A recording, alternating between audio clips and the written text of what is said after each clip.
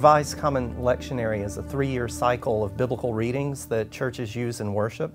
Many denominations use it so that Christians all over the world are reading the same selection of text every week. This week we'll be talking about Mark chapter 4, verses 35 to 41. In this story, Jesus' disciples are out on the sea and Jesus is with them, but he's asleep. And a great storm comes up on the sea. The disciples get upset about it. They wake Jesus up. "Teacher, don't you care that we're perishing?"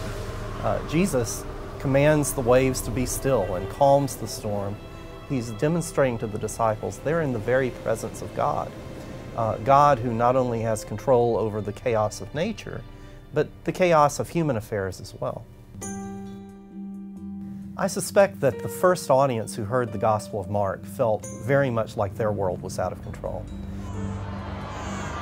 The Gospel mentions often that they would experience persecution for their faith.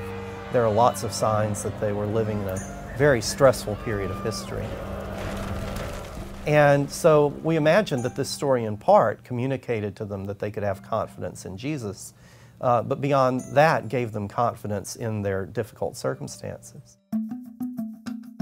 Modern readers might be able to identify with that. We're in one of those periods when lots of people are feeling extremely uncertain, when the political rhetoric from both parties is about uncertainty and about the threat that's represented by the other side. Earlier this month, we received some negative job reports, discouraging. Wall Street dropped. We also received reports that new college graduates are highly unemployed at almost a rate of 20%. When people experience times of crisis, they often also experience it as a crisis of faith. They wonder or complain, don't I have enough faith? Am I adequate in that way? This story of the stilling of the storm is a story about God working in Jesus. It's not about whether the disciples have enough faith or not. It's about whether Jesus is with them. He's with them, and so they're okay.